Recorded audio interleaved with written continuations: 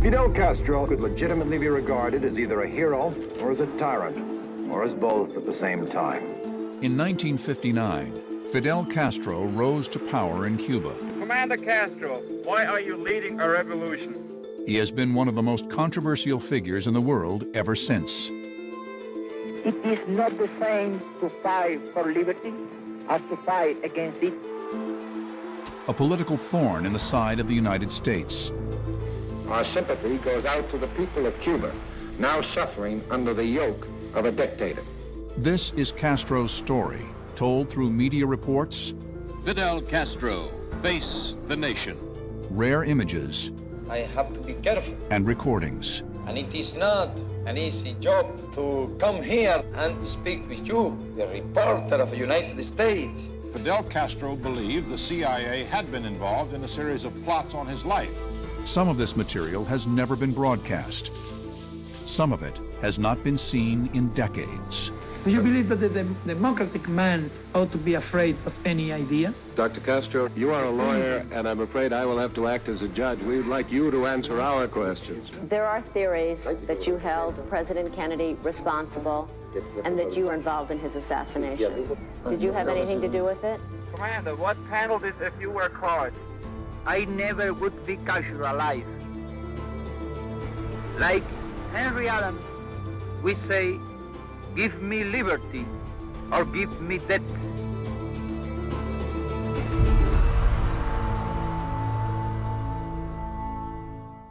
This program was made possible in part by contributions to your PBS stations from viewers like you. Thank you. Cuba, the late 1950s. For tourists, Cuba is an exotic land of wonder. Gambling casinos, restaurants, luxury hotels, swimming pools, and miles of pristine beaches.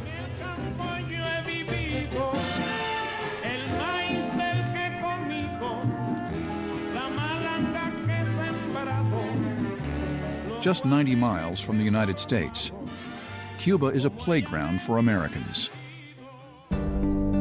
But for many Cubans, life on the island is no paradise. In the island's interior, far from where tourists stay, poverty runs rampant.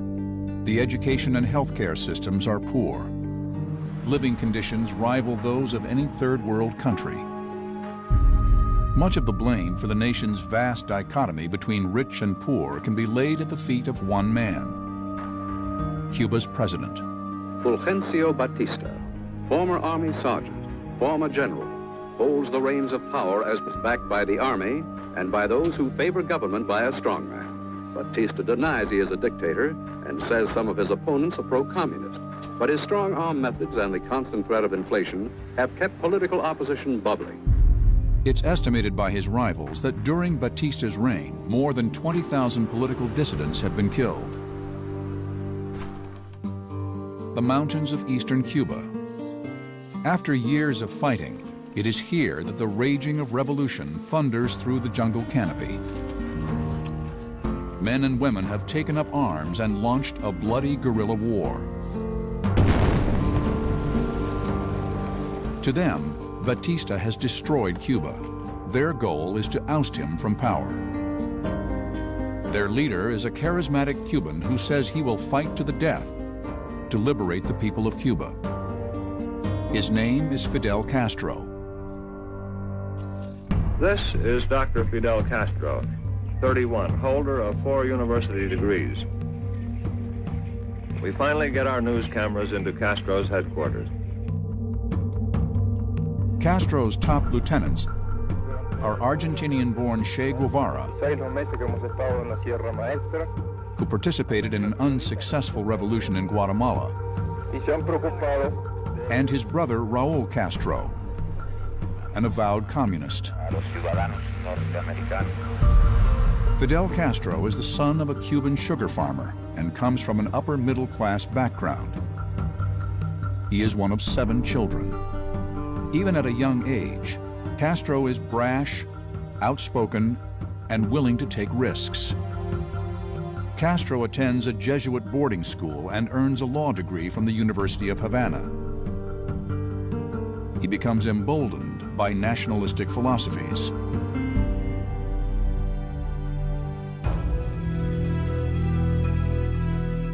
In 1952, Castro runs for Congress to help improve Cuba.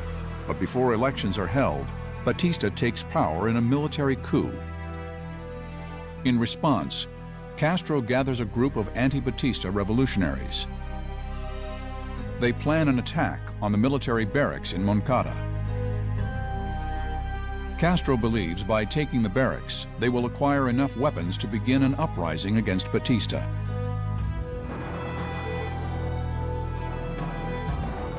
The raid takes place at dawn on July 26, 1953.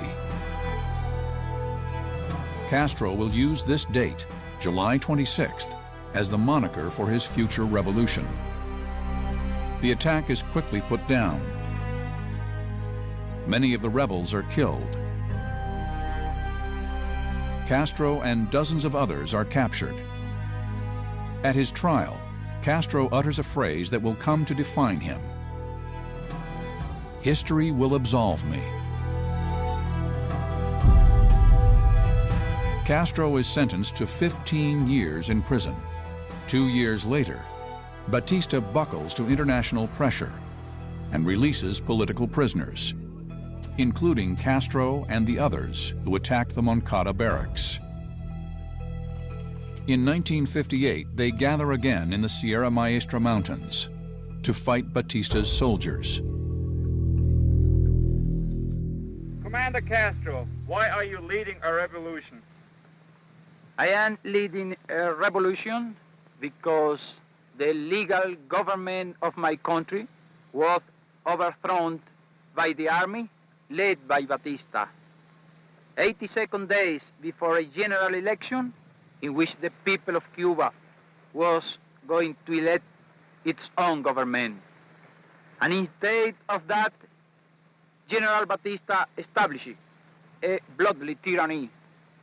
For finishing that tyranny and for re-establishing a legal government in my country, we are fighting now. So what did you seek to accomplish in coming here, and what do you feel that you are accomplishing by being here in these remote mountains? It is not the same to fight for liberty as to fight against it. All the people of the Sierra Maestra are with us. We have struck the spark of the revolution. Batista does not want to admit that he is incapable of defeating us. Castro's leadership is precise. He stations scouts throughout the mountains. The rebels always know where Batista's soldiers are, and the soldiers have no idea where Castro is hiding. What is your political philosophy? Are you a communist or a Marxist? There is not communism or Marxism in our ideas. Our political philosophy is representative democracy and social justice in a well-planned economy.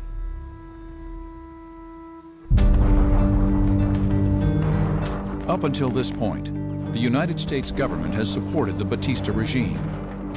But with world attention now focused on Batista's strong-armed rule, the United States withdraws its support.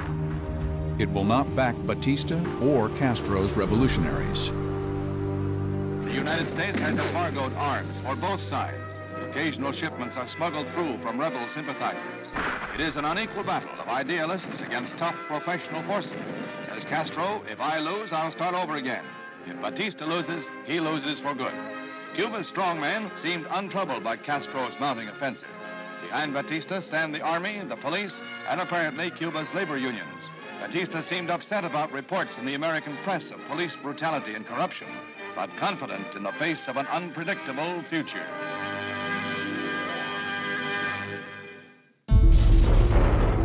After months of fighting, revolutionary forces wage a battle for 3 days before making a move into Havana. The final holdouts of Batista's soldiers are driven from the city. Castro's ragged band of revolutionaries, exhausted from 3 years of non-stop fighting, stormed the capital. Their struggle to remove Batista from power is about to come to an end. New Year's Eve in Havana. Fighting was reported in Las Villas province between the soldiers of Fulgencio Batista and rebel units. A few hours later, 4 a.m. Havana time, New Year's morning, a phone call, and the report Fulgencio Batista and his coterie had fled in surrender. From his stronghold in the wild Sierra Maestre Mountains, Cuba's Fidel Castro emerged triumphant after 2 years of guerrilla warfare against the Batista regime. The revolution that began with Castro a fugitive, practically alone, landing with 82 followers, to be nearly wiped out by government forces, ended with the flight of dictator Fulgencio Batista and the entry into Havana of rebel forces to be acclaimed by the city. In his lifetime, the bearded cigar-smoking idealist has become a legend. For most Cubans, this is the first glimpse of the man whose name became a byword during 25 months of guerrilla fighting. It's a simple matter to know when a revolution has begun. It's not so easy to know when a revolution has ended. This has been and is the revolution of Fidel Castro. The Cuban people admire Castro because his rise to power is not from a military coup d'etat, but a popular revolution. Castro is a dynamic speaker. He's persuasive and filled with fire. He's abundantly endowed with the high confidence and the humility of a biblical prophet. Fidel Castro with the dogs of peace sitting on his shoulders as he surveys the crowd that is tonight celebrating Cuba Libre. Fidel Castro, face the nation. In the early hours of yesterday morning, this was the scene in a studio of television station CMQ in Havana, Cuba. Dr. Castro, could you tell us what your opinion is of United States policy during this period of your revolution? Do you want to tell you the truth? That's all we want. Do you see those Sherman tanks? Do you see those airplanes? Do you see those big bombs of 500 pounds? They were sold by government of the United States to Batista. Despite his criticism, Castro wants to maintain good relations with the U.S., but that does not stop him from enacting brutal reprisals at home. In the months following Castro's rise to power, hundreds of Batista's loyalists are put on trial, sometimes in Havana's sports palace. Batista aide Major Sosa Blanco, charged with 200 murders, faces a military tribunal. 3 judges still wearing the revolutionaries' jungle battle dress. Says Blanco of the crowd, I am in a Roman Colosseum. 45 witnesses come forward to tell of acts of brutality and murder. Men, women, and children testified. The decision is death. Nearly 500 of them are found guilty. They are executed by firing squad.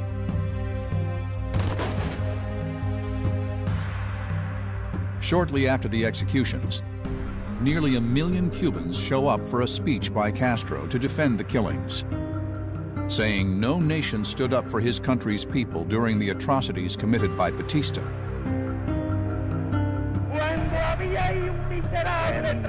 In that palace, there was a miserable traitor, a criminal who killed over 20,000 of our compatriots.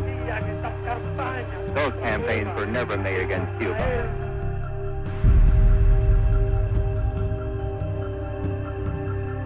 In an effort to sway public opinion, Castro begins a tour of nations in South and North America starting in April 1959. Huge crowds show up to see Castro, who is now a symbol of revolution. His reputation soars as a populist leader.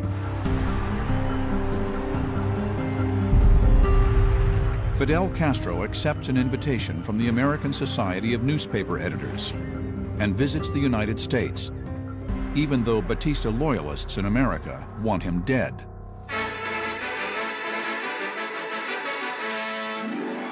A tumultuous welcome for Fidel Castro. A cheering, singing, flag-waving crowd of thousands greets the Cuban revolutionary leader and premier as on arrival he pushes past police and security guards to return the enthusiastic greeting, despite rumors of assassination plots against him. Castro is hugely popular with the American public. Along with his immense charisma, he is seen as an island version of Robin Hood, who has brought freedom to an oppressed people.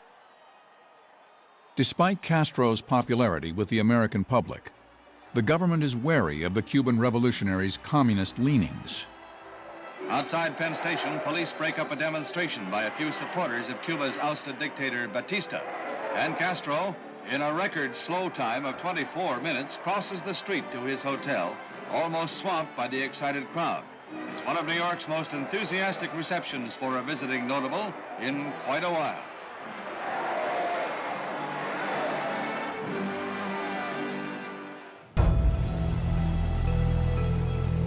Though Castro condemns the U.S. for supplying arms to the Batista government, he attempts to make peace with America. I came here because I was invited for the editors. What happened is that here you in the United States are accustomed to see government coming for money. No, I came for good relations, for good understanding, for good economical relations. We are now poor people, but in a rich country. What we want is to work in our rich country. Our guest likes rifles and cigars. But as a very young boy, he took up a typical Cuban sport, the breeding of fighting cocks. It is my pleasure to present to you Dr. Fidel Castro. You have said, sir, that dictatorship is impossible if public opinion approves. Did not Hitler, Mussolini, and Perón have public support? We are against all kind of dictatorship. We are against all kind of dictator. That is our idea. Mr. Prime Minister, what is your impression of Vice President Nixon? I got really a good impression of Vice President Nixon. Nixon has a different opinion.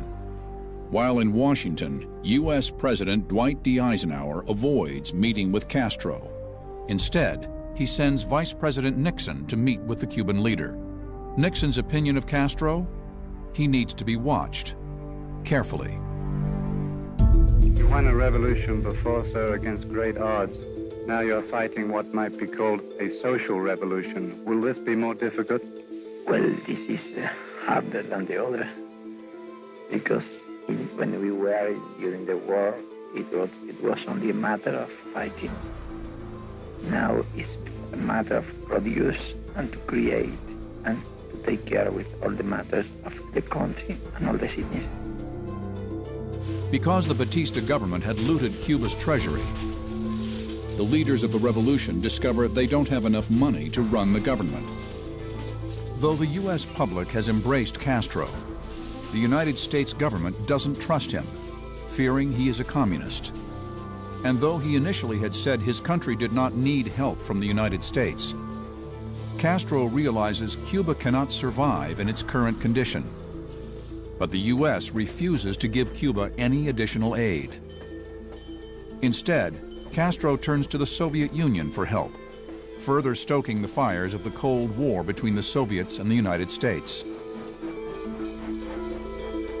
In January 1960, the Soviet Deputy Premier, Anastas Mikoyan, came to Havana. The stage had been set for him. Mikoyan opened a Russian trade fair. He discussed deals with Cuba. By the time he had put this hat on his head, he had the Cuban economy in his pocket. In Moscow, an agreement was signed for the exchange of Soviet machinery and technicians for Cuba's sugar and other big money crops. U.S. President Eisenhower threatens to cut Cuban sugar quotas to the United States. A third of that sugar is produced by American-controlled companies. The Soviet Union agrees to purchase 1 million tons of Cuban sugar annually.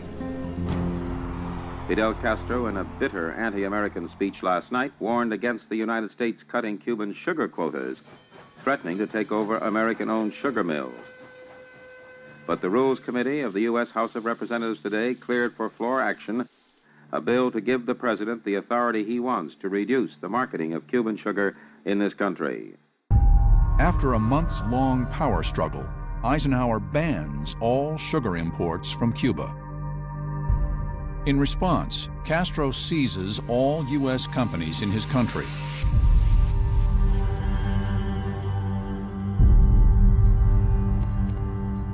Tanto quedan nacionalizadas todas las empresas de la compañía eléctrica, todas las empresas de la compañía de teléfono, todos los bienes, por supuesto, y empresas de la Texaco y de la ESO.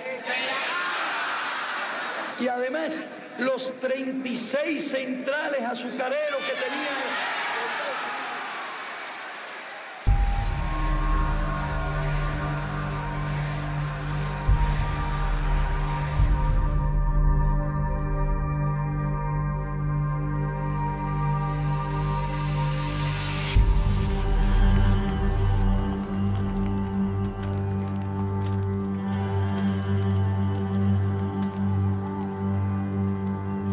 Sugar by the trainload, the main crop and the main bone of contention with the USA. Many communist bloc countries have promised to take Cuban sugar in exchange for the things Castro needs. It looked easy, so I thought I'd cut a cane or two for Castro myself. You hold that, just like that, just there. Let me have a cut it that way. Oh, made it in one. Can I have that for a moment?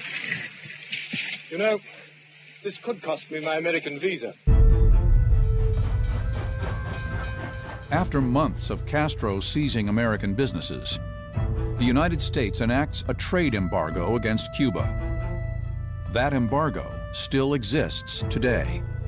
There is a limit to what the United States in self-respect can endure. That limit has now been reached. Our sympathy goes out to the people of Cuba, now suffering under the yoke of a dictator. Secretly, the United States looks for a way to remove Castro from power. But the U.S. does not want its own troops invading Cuba. Instead, President John Kennedy agrees to have U.S. military advisors train Cuban exiles. Their goal? To invade Cuba at a small cove on the island's south side, called the Bay of Pigs, and remove Castro from power. This is an NBC special news report. Cuba tonight is an island in revolt. Against the revolutionary forces of Prime Minister Fidel Castro, another revolt has begun, and Castro's strange and wild career may be approaching an end. It is advisable to say maybe, because everything will depend on whether the people of Cuba and the army are loyal to Castro. Dawn, Monday, April 17th, Bay of Pigs, Cuba. The first units of the brigade reached the beach without opposition. Among them is Humberto Diaz Aguirre of the 2nd Battalion, H Company. A soldier from the rear yelled, "We are an army of liberation. We came to fight communism." The militiamen answered, "Fatherland of death, long live Fidel Castro," and the shooting began.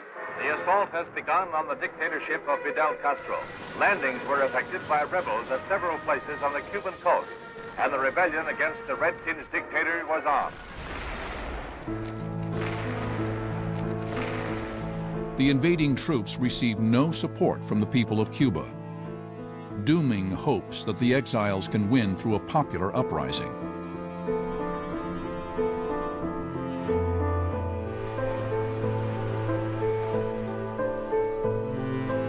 More than 1,400 Cuban exile soldiers invade the island.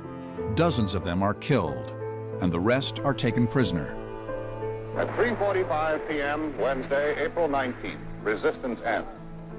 In less than 72 hours, Castro has destroyed the brigade. The American planned, financed, trained, and backed invasion of Cuba is now a total failure. For many Cubans, Castro's revolution is wrong from the start, but most are afraid to speak out, fearing they will be arrested or killed. Good evening. Each week, almost 2,000 Cubans find they have had enough of Castro, so they get out and come to Miami, Florida. The Cubans generally advocate a return home by military invasion with American help, but there is no evidence of any plan to try that again. So while they wait for something to happen, they just wait. They want to stay here to help in any moment with a gun, with a rifle, to fight against Fidel Castro. And it's those refugees that give the United States news that Castro has made a deal with Premier Nikita Khrushchev of the Soviet Union. The exiles say the Soviets are bringing more than economic aid to Cuba. They are bringing weapons. Just a few moments ago, White House Press Secretary Pierre Salinger indicated that Mr. Kennedy's remarks will concern a matter of the highest national urgency. We do know also that the President has been meeting with high officials of the government throughout this day in an atmosphere of near crisis. Okay, now we're ready. Hear from his office in the White House, the President of the United States. This government, as promised, has maintained the closest surveillance of the Soviet military buildup on the island of Cuba. Within the past week, unmistakable evidence has established the fact that a series of offensive missile sites is now in preparation on that imprisoned island. The purpose of these bases can be none other than to provide a nuclear strike capability against the Western Hemisphere.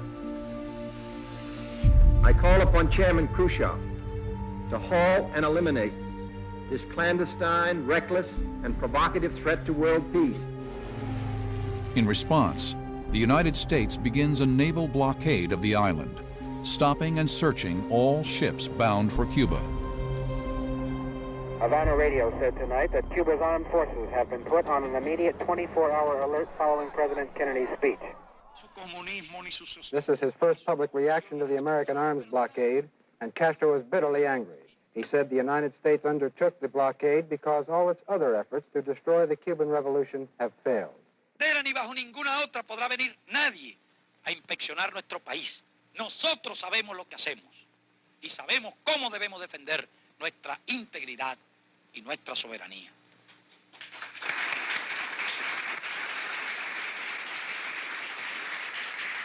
Y nuestra, de todos, de los revolucionarios, de los patriotas, será la misma suerte. Y de todos será la victoria. Patria o muerte, venceremos. The hopes of mankind are concentrated in this room. The action we take may determine the future of civilization.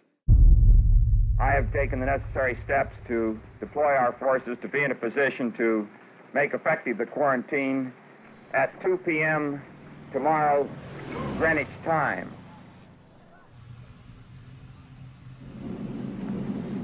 A la 1:45 de la tarde, el secretario general interino de las Naciones Unidas, UTANT, invitado por el primer ministro Fidel Castro, para discutir sobre la crisis internacional planteada por el bloqueo naval impuesto por el gobierno de los Estados Unidos a Cuba.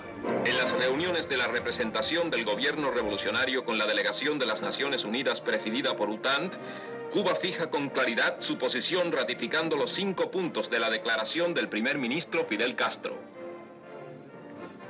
No existirán las garantías de que habla el presidente Kennedy contra una agresión a Cuba si, además de la eliminación del bloqueo naval que promete, no se adoptan, entre otras, las siguientes medidas.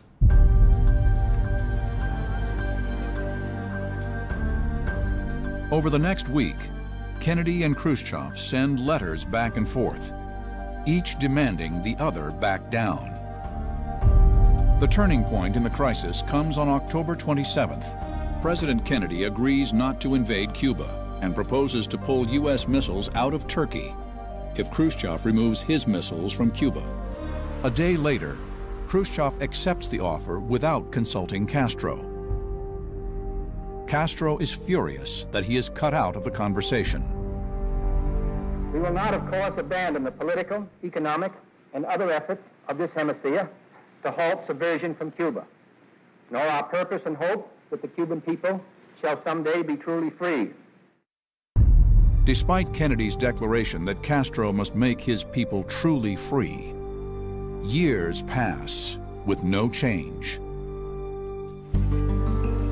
Cuba is separated from the United States by 90 miles of ocean and 15 years of history.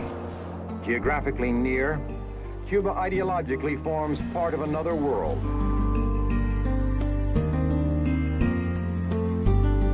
Fidel Castro is its one familiar figure. Dynamic, eloquent, authoritarian.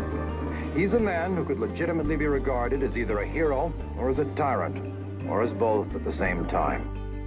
It had been 2 years since our last visit to Cuba. What we found new were a marginal increase in the living standard, with signs that this might get better still, a growing reliance on the Soviet Union as a model in all things economic. What we didn't find were any indication of a relaxation ideologically. This regime is based on mass mobilization and thought control. Outside the framework of Marxism, Leninism, freedom of thought just doesn't exist. It's an unwanted relic of the past. What would you like Americans to know about you and Cuba? And could you possibly say it in English so they could understand? In English. I am not well in English. What could then in Spanish? Good wish for the people to the United States. Good wishes. Wish of understanding. Wish of friendship. I understand it is not easy because we belong to two different worlds. We are neighbors, and in one way or another, we ought to live in peace. United States and Cuba. Though Castro is firmly entrenched as Cuba's leader, news of continuing efforts by the United States to do away with him becomes public. Senator George McGovern, who recently visited Cuba, told a news conference today that Fidel Castro believed the CIA had been involved in a series of plots on his life. Over a period of several years in the early 60s, congressional investigators determined there were at least 8 CIA-led attempts to kill Fidel Castro. When Castro rose to power, 2 of the promises he made were to improve the nation's education and healthcare systems. His revolutionary government has created 10,000 new classrooms, and the schools are better than before Castro took power. And despite a lack of supplies, Cuba's doctors are some of the best trained in the world. And finally this evening, what we might call Medi-Cuba, the story of what happened to an intrepid correspondent of ours, Fred Francis, when he went to Cuba to cover a political event and ended up with a medical event of his own. Jalisco Garcia Hospital in Havana has one of the busiest emergency rooms in this hemisphere. It handles more than 700 patients a day. Only a handful of American hospitals like Bellevue in New York and Cook County in Chicago care for that many patients each day. And the quality of care here is very good. It is also free of charge. All health care for Cuba's 9.5 million people is free. I had to be rushed to the emergency room one morning. I was suffering with severe burning abdominal pain in my left side. I was in the hospital 2 days, and I could see evidence of the American economic blockade everywhere. Much of the equipment was old. This X-ray machine, used in a urogram test to locate my kidney stones, was rusted. There is also a shortage of basic hospital tools like needles, syringes, and even bedpans. I received good care and good drugs, in fact, American drugs. Medicines from the United States cost a lot more here because Cuba must get them through Canada and Mexico to circumvent the blockade. Castro makes a point of sending his well-trained doctors to left-leaning Allied nations throughout the world. But it's not just doctors Castro exports. It's soldiers and weapons of war. Castro begins taking his hardware of revolution overseas.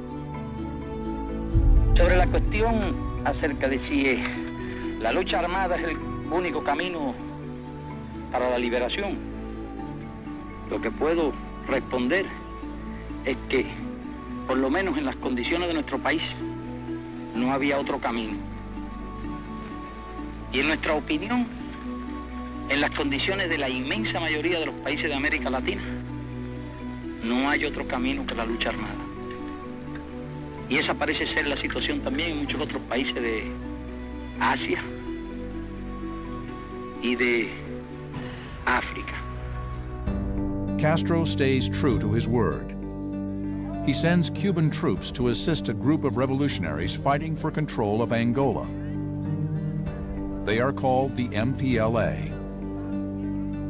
By the most authoritative estimates, Cuba sent 18,000 troops to Angola. This army looks well equipped. It has new Russian weapons, amphibious tanks, and modern SAM missile launchers.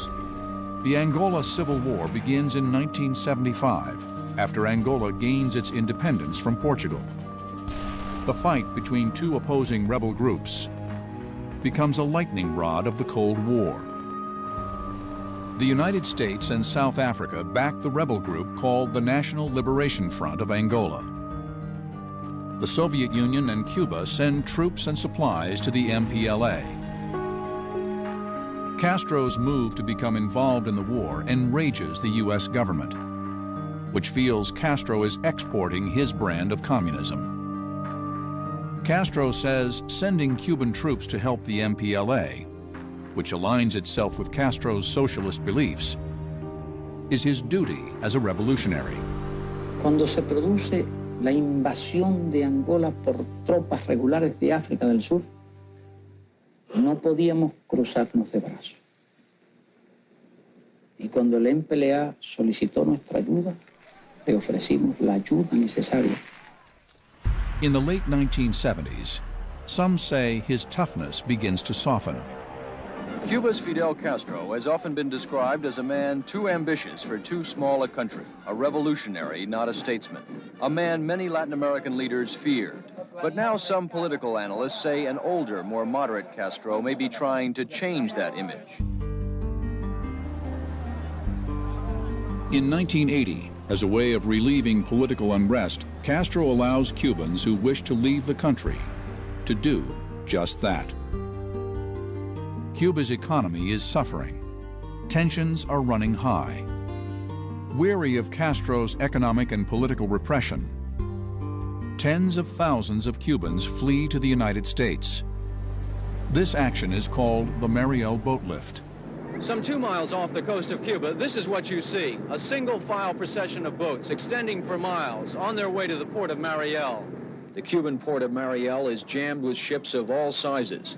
At latest count, 1,300 boats have arrived here. These are the people the Castro government has called worms, bums, prostitutes, and parasites. What they do seem to be is a very happy people, happy to be leaving the country of their birth for a new start in the United States. Revolucionario, quien no tenga sangre revolucionaria, quien no tenga una mente que se adapte a la idea de una revolución, quien no tenga un corazón que se adapte al esfuerzo y al heroísmo de una revolución, no los queremos, no los necesitamos. Within months, 125,000 Cubans have immigrated to the United States. The boat lift has become a political nightmare in the U.S., with many Americans burned out from the non-stop arrival of Castro's Cubans. Many believe Castro is emptying his jails and sending criminals to Florida. At the end of October 1980, Castro closes the port of Mariel to boats from America. In turn, the United States government bans the arrival of any more immigrants from Cuba. The end of the boat lift comes 5 days before Ronald Reagan is elected President of the United States. During his presidency, the tough-talking Reagan does not mince words when it comes to Fidel Castro. Over the past few weeks, Fidel Castro has been making anti-American speeches and staging anti-American rallies as he celebrates 25 years in power. Last night, it was President Reagan's turn to mark the anniversary of the Cuban Revolution. The most important question remains, where is Cuba heading? Cuba's economy is incapable of providing you and your families your most elementary needs to despite massive subsidies from abroad.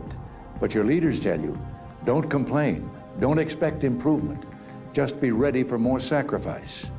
But why are your leaders so unwilling to let you hear what others think and say? If the power of truth is on their side, why should they need to censor anyone's views?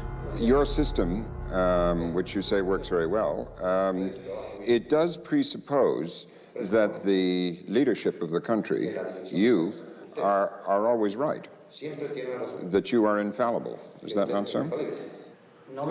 No, it does not presuppose that. You will not see a statue of me anywhere, nor a school with my name, nor a street, nor a little town, nor any type of personality cult. We have always been honest. We have always told them the truth. This people know that from the government, a lie has never been told to them. And I ask you to go to the world, tour the world, and go to the United States and ask if they can say what I can say, that I have never told a lie to the people.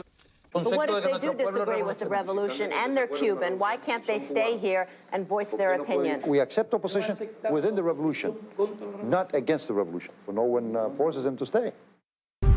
Maria Shriver is the niece of former President John F. Kennedy, and she has a special interest in questioning Castro. Back in the early 60s, there were reports of many assassination plots against you. There are theories that you knew about these assassination plots, that you held President Kennedy responsible, and that you, in turn, were involved in his assassination. Did you have anything to do with it? I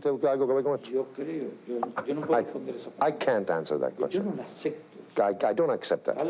No, that I cannot accept such a charge.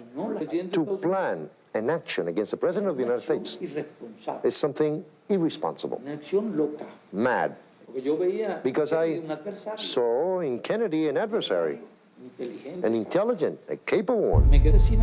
The day when Kennedy was murdered, I felt something empty. Actually, it hurt me. I must tell you very honestly, because I thought it was an unfair death. Throughout the late 1980s, Castro continues to hammer away at the American government, saying despite the U.S. embargo, his revolution is alive and well in Cuba.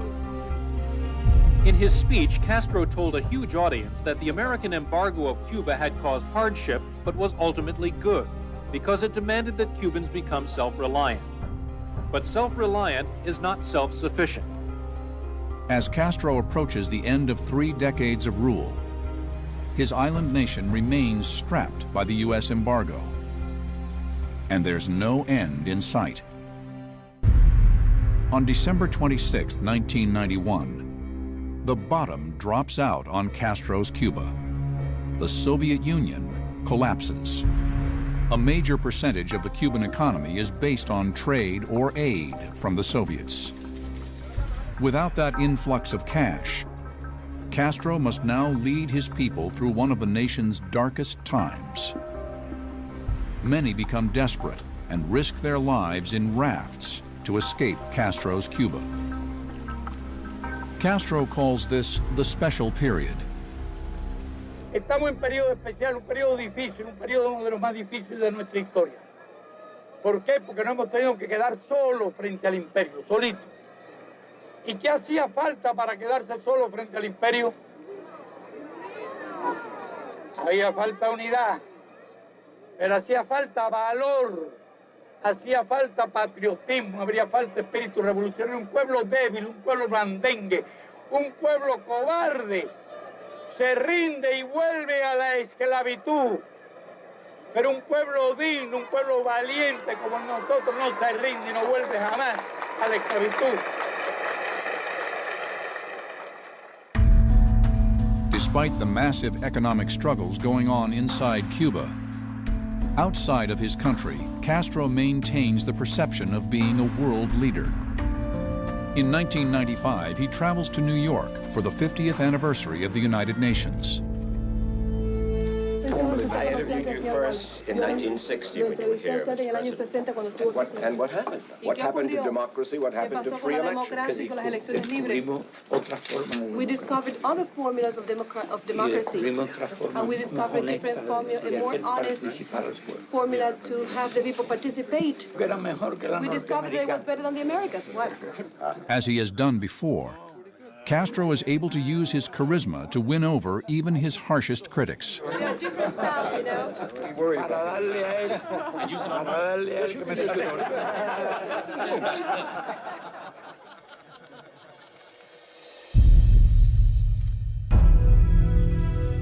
But there is no softening of political relations between the United States and Castro.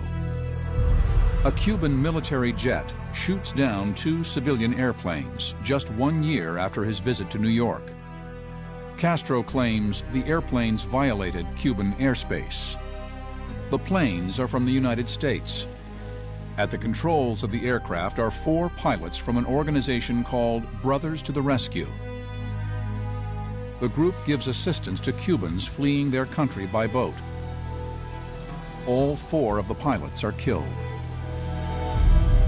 Just 4 days after Cuba shot the 2 U.S. civilian planes out of the sky, Congress and the president came to terms on the new steps against Cuba.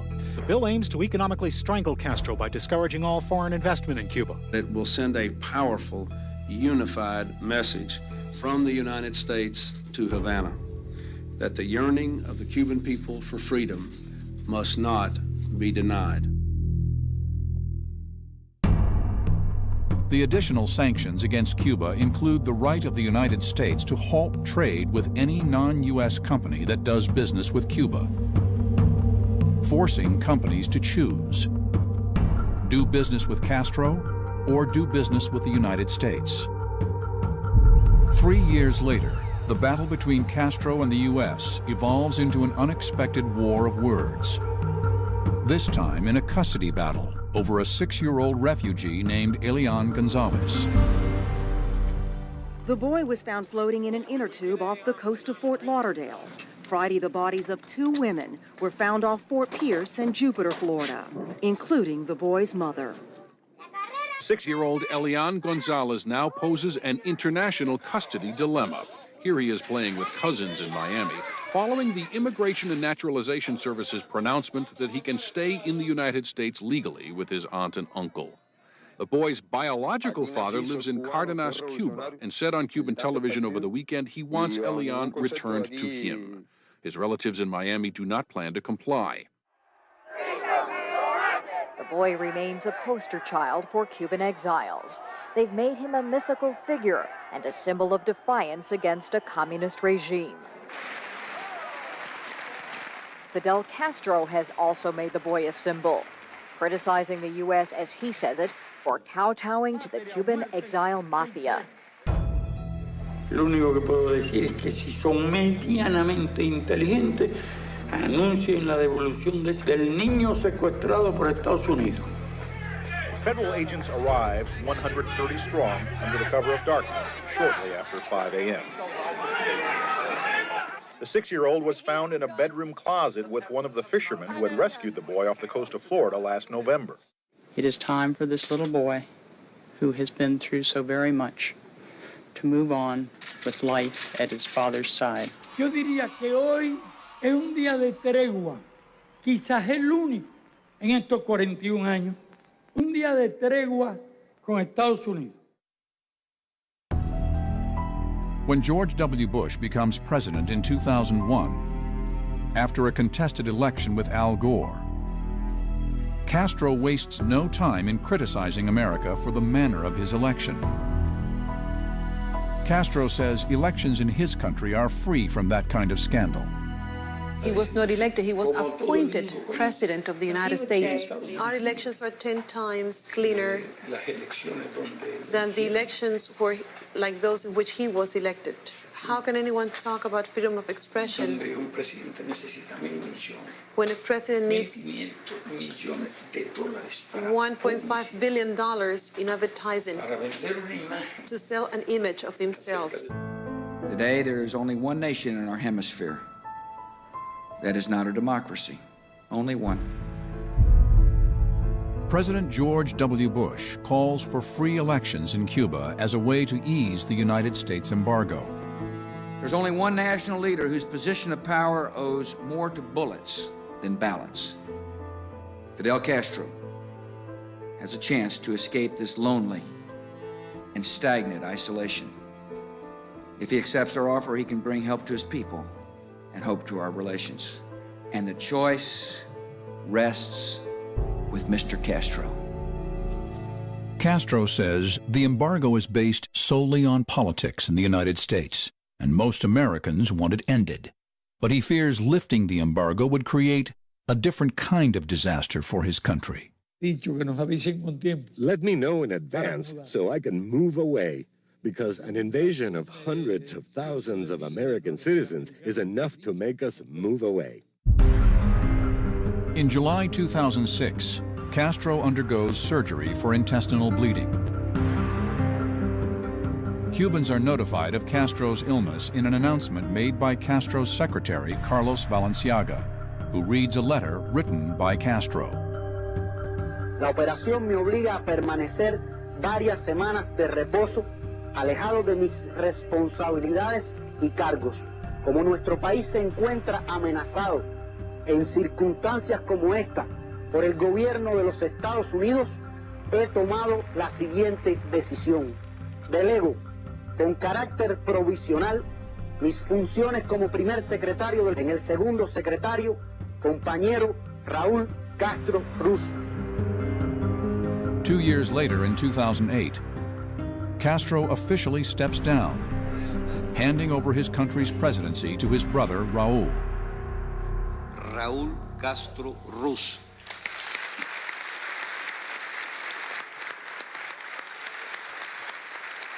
U.S. President George Bush is in Rwanda when he hears the news. So I view this as a period of transition, and it should be the beginning of the democratic transition for the people in Cuba. Despite President Bush's hope for a democratic Cuba, as Castro's brother Raul takes control of the country, he vows to keep Fidel's vision for Cuba alive and well. The nation will remain communist. Raul Castro has said, "The revolution has gone on for 50 years, and it will continue for 50 more."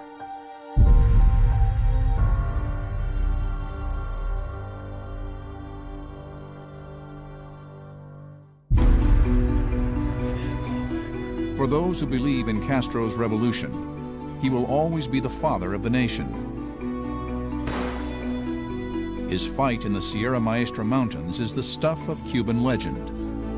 Batista does not want to admit that he is incapable of defeating us. The charisma and complexity he showed from his earliest days of power never faltered. Y sabemos cómo debemos defender nuestra integridad y nuestra soberanía. At every turn through 5 decades, Castro defied the United States. Despite all his tools of oppression, Fidel Castro will need to answer to his people.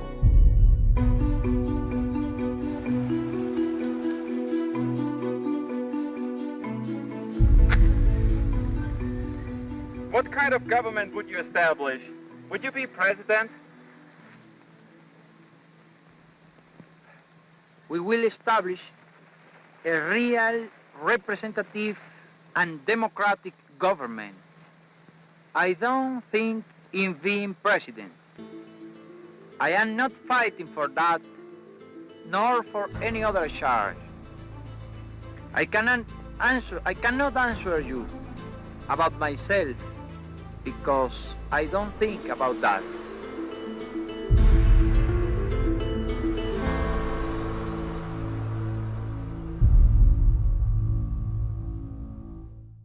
This program was made possible in part by contributions to your PBS stations from viewers like you. Thank you.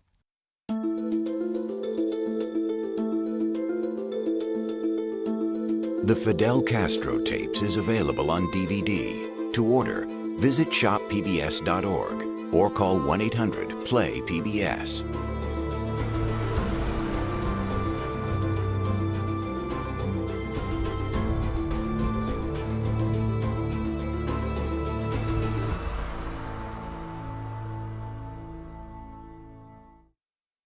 Castro utters a phrase that will come to define him. History will absolve me. Castro is sentenced to 15 years in prison. 2 years later, Batista buckles to international pressure and releases political prisoners, including Castro and the others who attacked the Moncada barracks. In 1958, they gather again in the Sierra Maestra Mountains to fight Batista's soldiers. Commander Castro, why are you leading a revolution? I am leading a revolution because the legal government of my country was overthrown by the army led by Batista.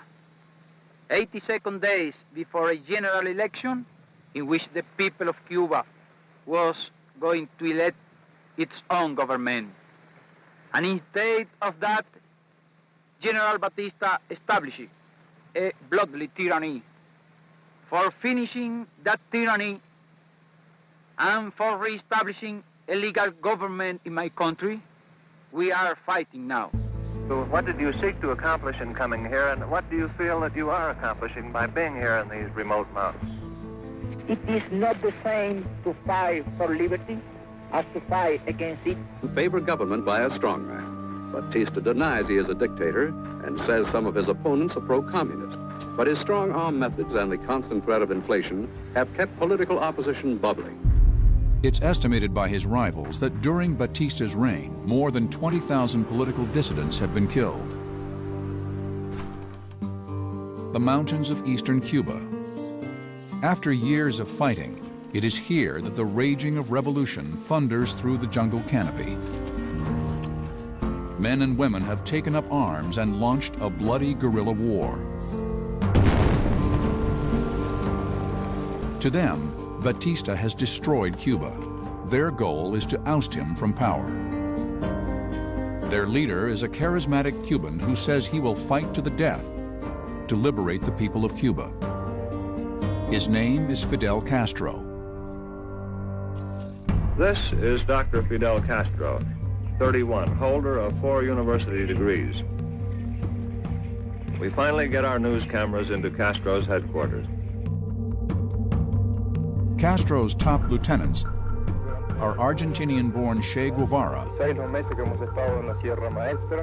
who participated in an unsuccessful revolution in Guatemala, and his brother Raul Castro, an avowed communist. Fidel Castro is the son of a Cuban sugar farmer and comes from an upper-middle-class background. He is one of 7 children. Even at a young age, Castro is brash, outspoken, and willing to take risks. Castro attends a Jesuit boarding school and earns a law degree from the University of Havana. He becomes emboldened by nationalistic philosophies.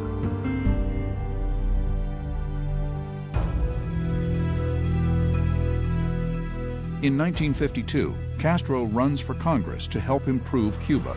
But before elections are held, Batista takes power in a military coup. In response, Castro gathers a group of anti-Batista revolutionaries.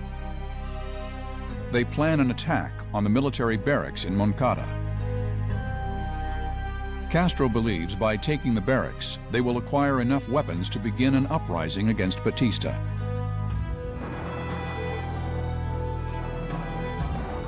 The raid takes place at dawn on July 26, 1953.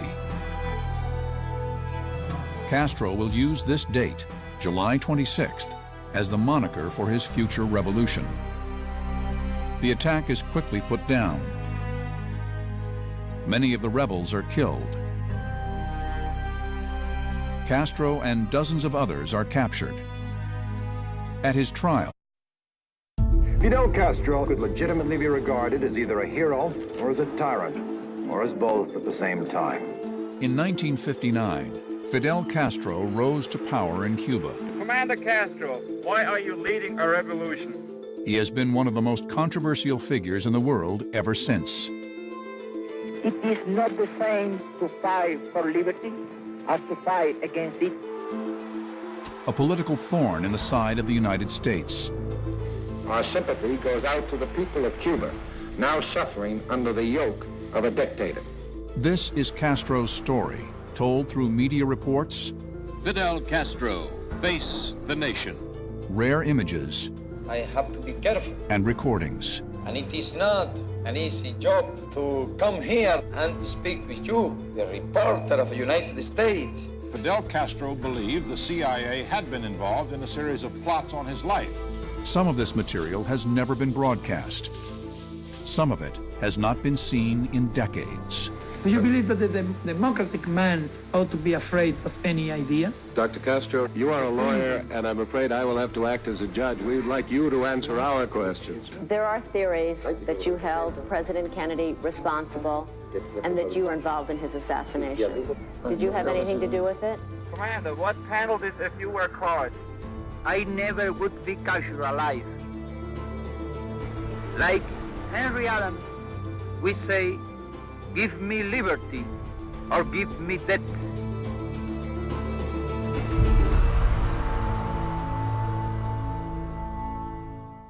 This program was made possible in part by contributions to your PBS stations from viewers like you. Thank you. Cuba, the late 1950s. For tourists, Cuba is an exotic land of wonder. Gambling casinos, restaurants, luxury hotels, swimming pools, and miles of pristine beaches.